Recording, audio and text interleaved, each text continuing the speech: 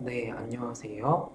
우리가 지난번 동영상까지 1단원에서 우리가 앞으로 배우게 될 여러 가지 금융 상품, 그리고 금융에서 나올 많은 용어들에 대해서 좀 접해보는 시간을 가졌습니다.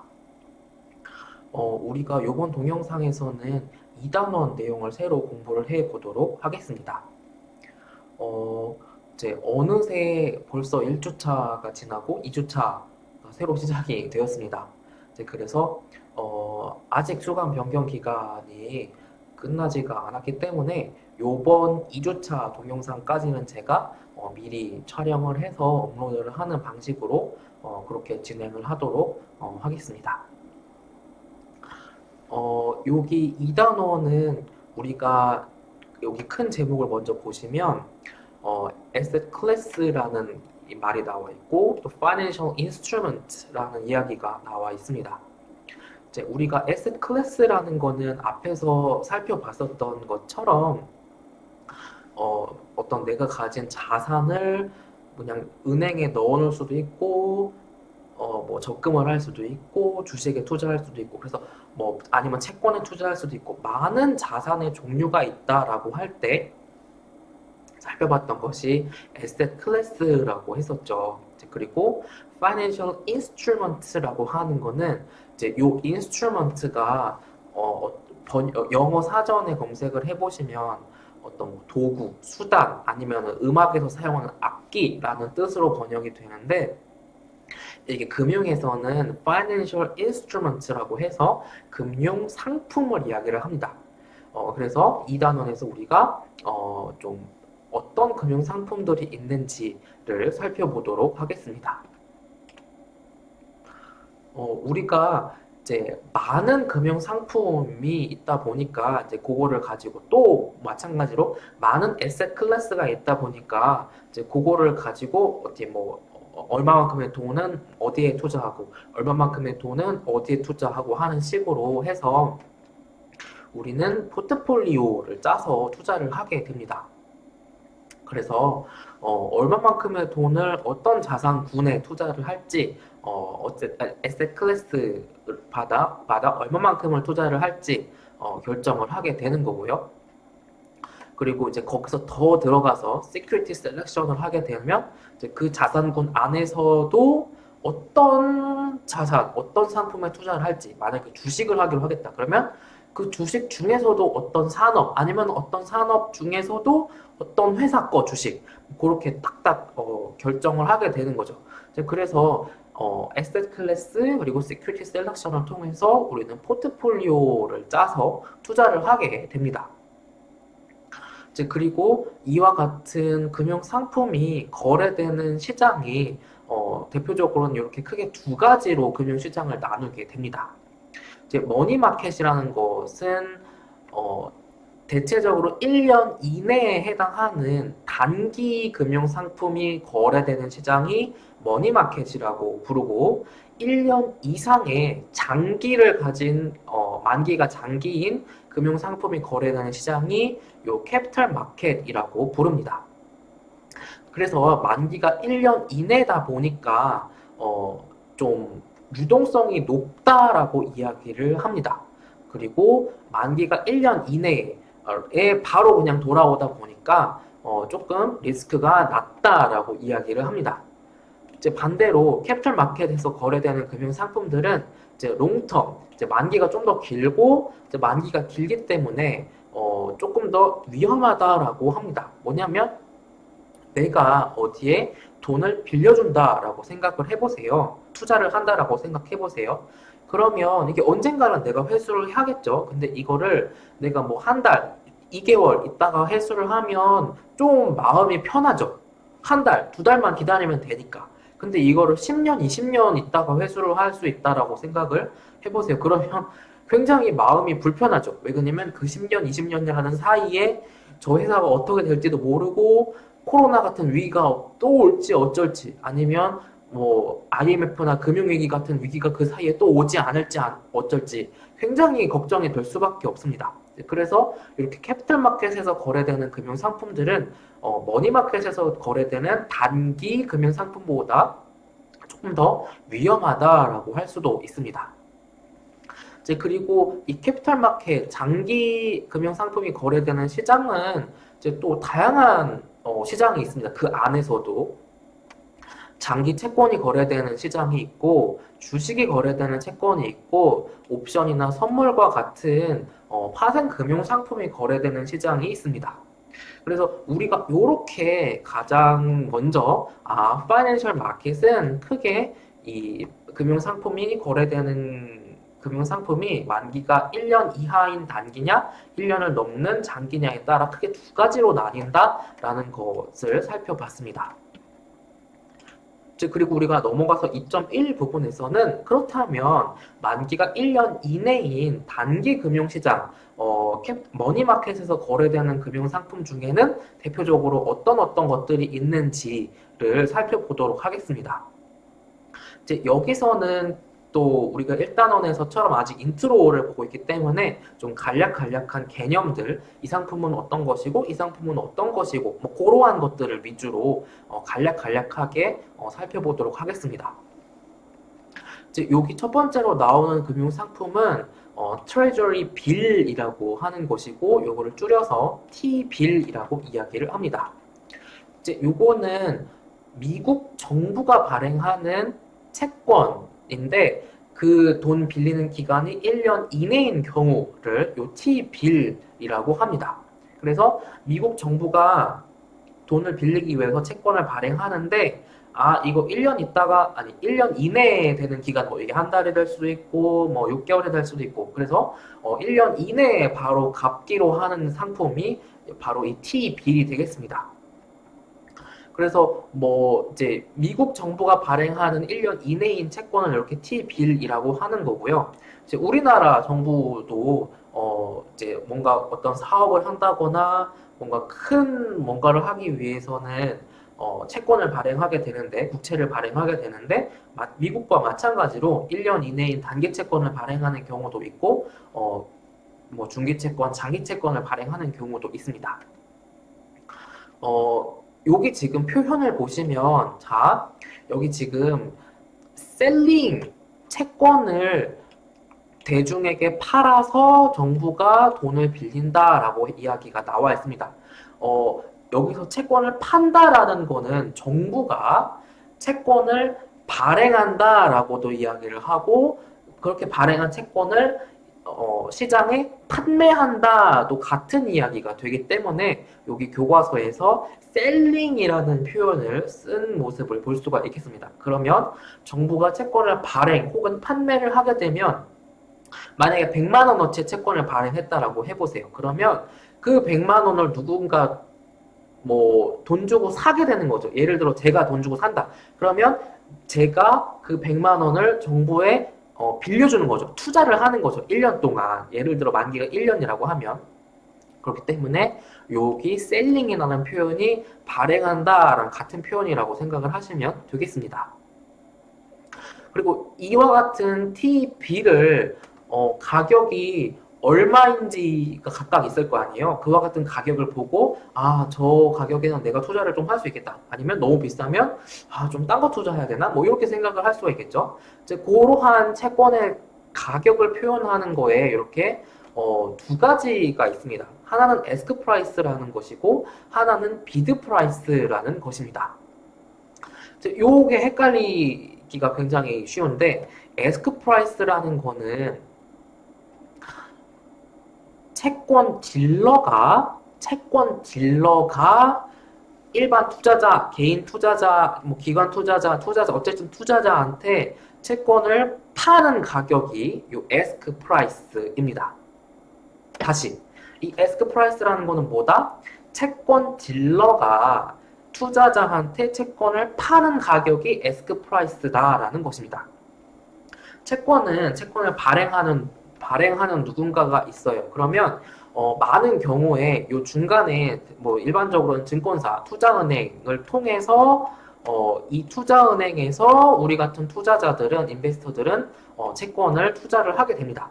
그래서 요와 같은 채권 딜러를 통해서 투자자는 채권을 사게 되는데 채권 딜러가 투자자에게 채권을 파는 가격이 에스크 프라이스라고. 그러니까 이거를 사는 입장인 투자자에서 보면 이거를 우리가 투자자가 채권을 사는 가격이 에스크 프라이스지. 그러니까 채권 딜러가 파는 가격이기도 하면서 투자자가 채권을 사는 가격을 요 에스크 프라이스라고 합니다. 또 비드 프라이스라는 거는 뭐냐면 반대로 채권 딜러가 투자자가 채권 딜러한테 채권을 파는 가격이 비드 프라이스입니다. 채권 딜러가 우리 투자자가 채권 딜러한테 파는 가격이 비드 프라이스고 이거를 투자자 입장에서 보면 투자자가 채권 딜러한테 파는 가격 반대로 채권 딜러 입장에서는 또 투자자로부터 채권을 사들일 때의 가격이 비드 프라이스인 거죠.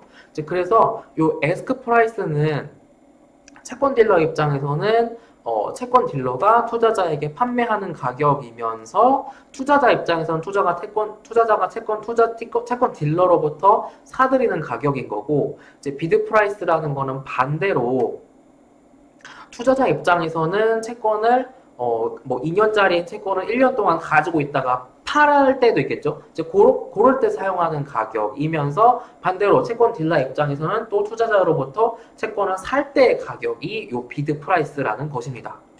이제 요렇게 요 에스크 프라이스랑 비드 프라이스를 구분을 하는 게 헷갈립니다.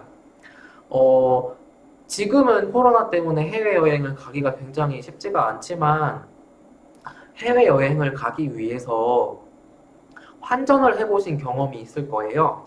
만약에 은행 창구에 가봤었다면 은행 이제 뭐 커다란 벽면이나 아니면 화면에 맨날 아니 매 초마다 환율이 변하는 것이 나오는데 뭐 US 달러에 대해서 사실 때, 파실 때 이 두 가지 가격이 이렇게 나오는 것을 볼 수가 있습니다. 뭐 일본의 엔화에 대해서도 사실 때, 파실 때 가격이 나와 있고 또 뭐 중국 위안화, 뭐 유럽 유로화에 대해서도 이제 이렇게 사실 때와 파실 때라는 두 가지 가격이 나와 있습니다. 환율에 대해서도. 왜 그러냐면 일반 우리 같은 사람들은 은행을 통해서 환전을 할 수 있죠. 그쵸? 그래서 우리 일반 사람 입장에서 보면 원화를 주고 달러화를 사오는 거라고 볼 수가 있겠죠. 반대로 근데 은행 입장에서 보면 원을 사고 달러를 파는 거가 되는 거죠. 즉 그거랑 마찬가지, 그 환전할 때랑 마찬가지로 이 채권에 대해서도 가격을 이렇게 에스크 프라이스라는 것과 비드 프라이스라는 것이 있습니다. 이제 그런데 이 환전할 때와 마찬가지로 채권 딜러는 우리한테 예를 들어 채권 하나를 150원에 판매를 합니다. 그러면 우리는 저 채권을 살 때 150원을 주고 사야 됩니다. 이제 그런데 또 채권 딜러는 투자자가 가지고 있던 채권을 사들일 때 그것보다는 낮은 뭐 100원을 주고 사드립니다. 이제 그러면 투자자는 100을 받고 넘길 수가 있는 거죠. 이제 그러면 요 에스크 프라이스랑 비드 프라이스의 차이를 요 비드 에스크 스프레드 차이, 요 비드 에스크 스프레드라고 부르는데 이제 요 150과 100의 차이인 50만큼을 채권 딜러가 먹는 거고 요 환전할 때, 요 사실 때와 파실 때도 자세히 보면 사실 때와 파실 때의 가격이 약간 다르거든요. 그중 높은 것에서 그중 낮은 것을 뺀 만큼을 은행이 그 중간에서 환전해주는 대가로 먹는 것이라고 생각을 하시면 되겠습니다. 그래서 채권을 이야기를 할 때는 가격 부분에서 이렇게 에스크 프라이스와 비드 프라이스라는 것이 있는데 이게 투자자 입장과 채권 딜러 입장에서 그러니까 반대이기 때문에 요 에스크 프라이스와 비드 프라이스의 정의를 좀 잘 기억을 해두셔야 하겠습니다. 이제 요거에 대해서는 우리가 채권에 대해서 인트로 부분까지 챕터 4까지 끝나고 이제 각각의 금융 상품에 대해서 배울 때에 다시 한번 나오니까 그때에 다시 한번 또 살펴보도록 하겠습니다. 이제 그리고 또 대표적인 단기 금융 상품 중에 하나가 요 Certificate of Deposit, 줄여서 CD라고 부르는 금융 상품입니다. 이제 요거는 대체적으로 금융기관, 은행이 뭐 고객이나 기관 투자자들로부터 돈을 빌릴 때 사용하는 방법이 요 CD입니다. 그래서 이제 정부가 돈을 빌리기 위해서 채권을 발행을 하는 것과 마찬가지로 은행이 일반 고객이나 뭐 기관 투자자들한테 요 CD를 팔아서 돈을 빌리는 것이 바로 요 CD가 되겠습니다. 그래서 요 CD는 일반적으로는 만기가 3개월이 최대예요. 90일이 최대인데, 그래서 요 90일 동안 내가 처음부터 끝까지 어떤 투자자가 사서 끝까지 가지고 있는 경우도 있지만 중간에 누군가한테 넘길 수도 있습니다. 이제 이렇게 대표적으로는 은행이, 그러니까 금융기관이 돈 빌릴 때 사용하는 금융상품이 요 CD라는 것이다. 이제 그리고 또 단기로 돈 빌릴 때 사용하는 금융상품이 요 커머셜 페이퍼라고 하는 것이 있습니다. 우리나라에서는 요거를 기업 어음이라고 부릅니다. 기업 어음이라고 부르는 데서 알 수 있듯이 일반적으로는 좀 유명한, 잘 알려진, 아니면 신용도가 높은 대기업, 아니면 금융기관, 은행 같은 곳들이 단기로 자금을 빌리려고 할 때 발행하는 금융상품이 요 CP, 커머셜 페이퍼를 줄여서 CP라고 합니다. 이제 그리고 이어서 Bankers Acceptance라고 하는 것이 나와 있는데, 이거로는 이제 뭐 무역, 수출, 수입을 하는 그런 어떤 회사들에서 사용하는 요 단기 금융 상품이 Bankers Acceptance입니다. 뭐 예를 들어서 어떤 물건을 수출을 하는 업자가 있다고 해보세요. 그러면 그 물건을 주고 나서 일반적으로 기업 대 기업의 거래에는 우리가 물건 사기 위해서 슈퍼 가면 우리는 물건을 사면서 바로 비용을 지불하는 경우가 대부분이죠. 그런데 기업 대 기업의 거래에서는 일반적으로 물건을 인도한 뭐 30일 후 아니면 뭐 90일 후 이렇게 대금을 지급하는 경우가 더 많습니다. 이제 그러한 경우가 많기 때문에 수출을 한 업자가 뭐 어떤 회사에 물건을 납품을 다 했어. 근데 이게 돈이 받을 권리가 나는 이제 있는 거야. 근데 나는 그것보다 좀 빨리 돈이 필요하다라는 말이죠. 그러면 그때 사용을 하는 게 요 Bankers Acceptance라는 금융 상품이 되겠습니다. 내가 수출을 했고 그 수출 업자로부터 몇 개월 후에 돈을 얼마를 받을 것이다. 이제 그런데 그 앞에 내가 돈을 필요로 한다거나 뭐 그런 경우가 있을 때 사용을 하는 게 요 Bankers Acceptance다. 근데 이 Bankers Acceptance는 뭐 그렇게 중요한 금융 상품으로 기억을 하실 필요는 없겠습니다. 네, 그리고 그 다음으로 나오는 금융 상품이 이제 유로 달러라는 금융 상품입니다. 여기에서 유로라는 말과 달러라는 말이 이렇게 합쳐진 게 유로라는 것인데, 미국 이외에서도 미국 땅 밖에서도 달러가 거래가 되죠. 뭐 저금이 되기도 하고 우리나라 사람도 달러에 저금을 하기도 하는 것처럼 그래서 미국 밖에서 거래되는 달러를 유로 달러라고 부릅니다. 그래서 그와 같은 유로 달러는 대체적으로 만기가 1년 이내인 경우, 뭐 예금이라던가 뭐 그런 경우가 많기 때문에 요 유로 달러도 머니 마켓에서 주로 거래되는 상품이라고 할 수가 있겠습니다. 이제 그리고 또 레포라는 금융 상품이 있습니다. 이거는 뭐를 생각을 하면 쉽냐면 지금은 정말 많이 없어졌죠. 뭐 저도 본 기억은 그렇게 많지는 않은데 영화 같은 데서 혹시 전당포라는 거를 본 적이 있으실 거예요. 뭐냐면 내가 갑자기 돈이 필요해. 뭔가 갑자기 돈이 필요해. 근데 내가 지금 돈은 없어. 그런데 뭐가 있냐면 내가 가진 명품 시계, 뭐 고가의 어떤 물건 같은 게 있어. 그러면 이제 그러한 물건을 전당포에다가 맡기고 만약에 그 물건의 시가가 100만 원이다. 그러면은 당연히 그 전당포에서 나한테 100만 원을 다 빌려주진 않죠.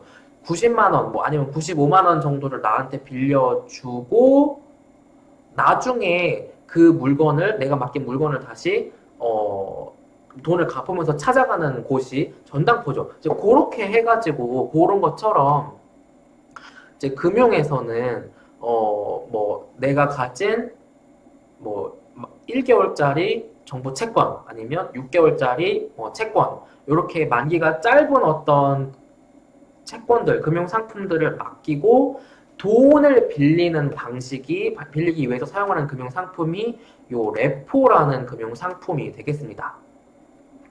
보면 오버나이트라는 말이 나와 있죠. 그래서 뭐 정말 하루짜리로 이렇게 초단기로 돈을 빌릴 때 사용하는 금융 상품이 바로 이 레포입니다. 그래서 내가 가지고 있는 금융 상품, 뭐 어떤 뭐 1개월짜리, 6개월짜리 채권, 정부 채권 같은 것을 맡겨놓고 돈을 그 대가로 100만 원을 빌렸다가 내일 뭐 만약에 110만 원을 갚는 식으로, 그러면 이제 내가 이제 이자를 10만 원, 그 돈 빌린 이자에 대해서 10만 원을 내가 대가로 내는 거가 되는 거죠. 이런 방식으로 돈을 빌리는 방식이 담보를 뭔가 맡기고 돈을 빌리는 방식이 레포다 라고 할 수가 있겠습니다. 리버스 레포라고 하는 것이 있는데, 이제 레포와 반대되는 거가 요 리버스 레포가 되겠습니다.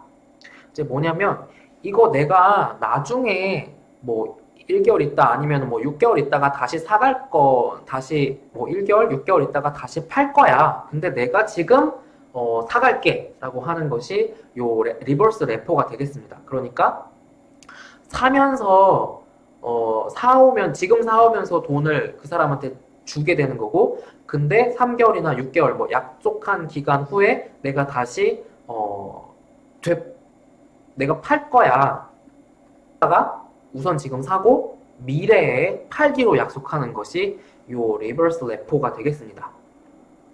이제 그리고 여기 또 이어서 나오는 페더럴 펀즈라는 것은 뭐냐면 은행은 고객으로부터, 우리 같은 일반 고객이 은행한테 뭐 100만 원을 통장에 저금을 하게 되면 그 100만 원을 은행이 또 그냥 그대로 가지고 있는 거가 아니죠. 그 100만 원 중에 10만 원 정도, 뭐 예를 들면 10만 원 정도만 남겨놓고 90만 원은 뭐 대출을 해준다든지 하는 방식으로 은행이 돈을 법니다. 그래서 그렇게 은행이 최소한 가지고 있어야 되는 돈, 뭐 100만 원 중에 10만 원, 이제 그러한 돈은 은행이 가지고 있는 것이 아니고 중앙은행에 예치를 하도록 의무화가 되어 있습니다. 이제 그러한 거를 요 뱅크의 리저브, 지급 준비금이라고 하는 건데, 어떠한 이유로 중앙은행에 예치를 해놓은 뭐 국민은행 아니면 뭐 하나은행, 뭐 우리은행이 중앙은행에 예치를 해놓은 돈이 어떤 정부에서 중앙은행이 정해놓은 기준 미달했어. 그러면은 거기다가 채워 넣어야 될 거 아니에요. 지급 준비금을. 그러면 그때 돈이 남는 다른 은행으로부터 돈을 빌리는 방식, 빌릴 때 사용하는 금융 상품이 요 페더럴 펀즈가 되겠습니다. 그래서 여기 나와 있는 것처럼 미국의 경우에는 미국 중앙은행인 FRB에다가 일반 상업은행들이 예치를 하고, 만약에 그 예치한 거가 지급 준비금에서 못 미칠 때 돈을 다른 은행으로부터 이제 긴급하게 뭐 단기적으로 빌릴 때 쓰는 방식이 요 페더럴 펀즈다라고 하는 것입니다. 정확하게 브로커스 콜이라는 것은 만약에 주식을 투자를 하고자 하는 투자자가 있는데 내가 가진 돈이 좀 부족하다던가, 아니면 내가 아예 뭐 극단적으로 생각하면 내가 아예 돈이 없는데 뭔가 주식을 사고 싶어. 그러면 우리나라 말로 하면 증권사, 미국으로 생각하면 투자은행으로부터 돈을 빌려서 주식을 살 때 사용하는 금융 상품이 요 브로커스 컬이 되겠습니다. 그리고 이어서 이제 요게 지금 이어서 리보 마켓이라고 나와 있는데요. 이제 요 리보라고 하는 것은 우리가 나중에 채권을 배울 때 또 많이 또 다시 나오게 될 건데, 어떤 전 세계적으로 많이 쓰이는 기준이 되는 금리가 바로 이 리보입니다.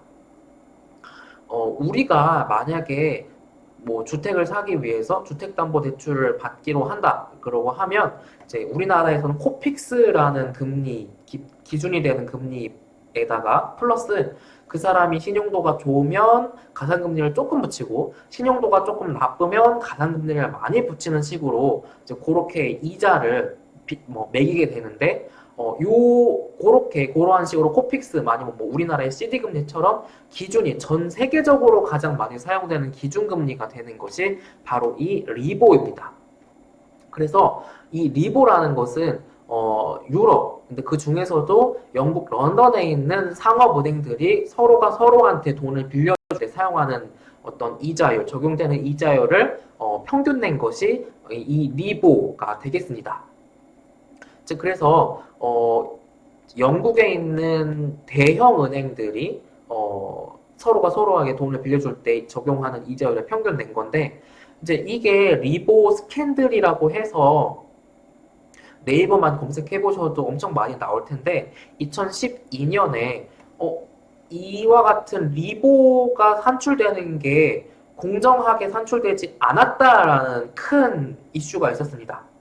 내가 A라는 은행이 B라는 은행한테 1%로 예를 들어 돈을 빌려줬는데 이거를 실제로 시장에 보고할 때에는 1.55라고 리포트를 한다던가 하는 방식으로 이제 그렇게 내가 실제로 빌려준 금리보다 높게 빌려줬다라고 하면 이게 리보 금리가 높아지는 거니까 은행이 나중에 누군가한테 대출을 해줄 때 이자를 많이 받을 수 있게 되는 거잖아요. 뭐 그런 식으로 해서 어떤 사기 사건이 사기가 이거 사기다라고 밝혀졌던 적이 있고 그래서 이 리보라는 기준 금리는 2021년 올해를 끝으로 폐지가 되도록 결정이 되었습니다.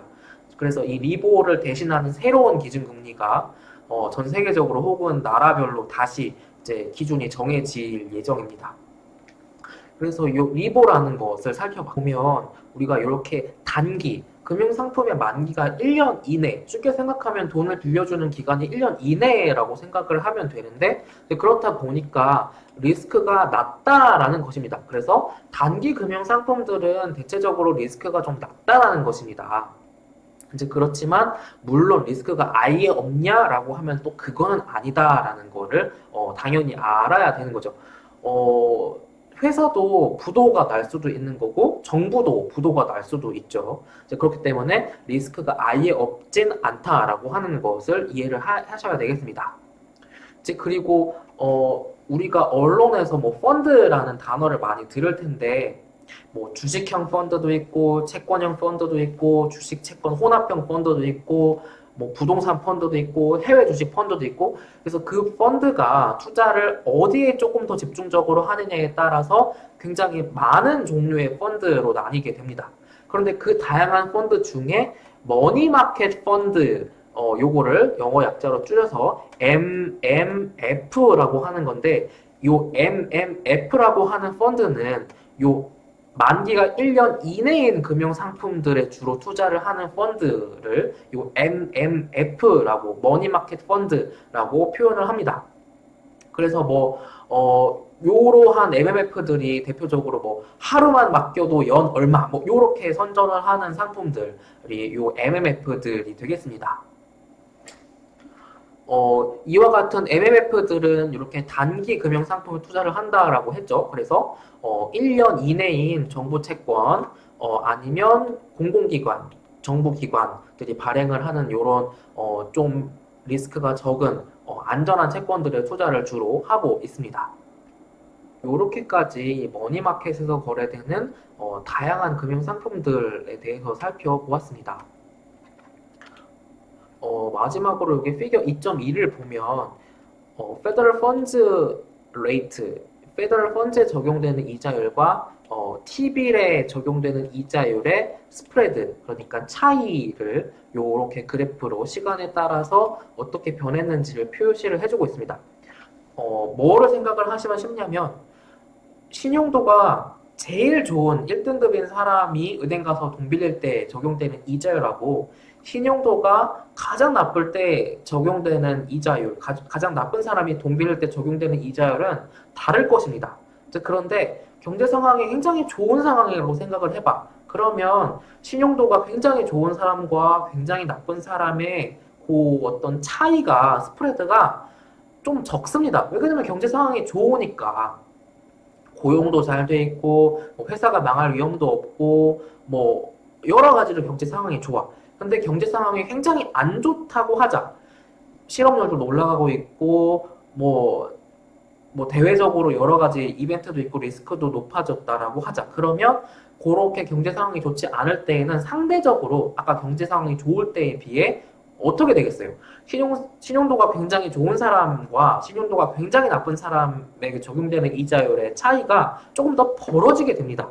이제 그거를 생각을 하시면 쉬운 것처럼 이 스프레드가 커졌다라는 것은 경제 상황이 안 좋다라는 것을 대체적으로 의미를 하는 것인데 이렇게 1차 석유 파동, 2차 석유 파동 그리고 1900년대 초반에 미국에서 있었던 어떤 급격하게 주식시장이 폭락했던 사건 그리고 2007년, 2008년에 있었던 글로벌 금융 위기 시기에 요 페더럴 펀즈와 T빌에 적용되는 이자율의 스프레드가 올라가고 있는 것을 살펴볼 수가 있겠습니다.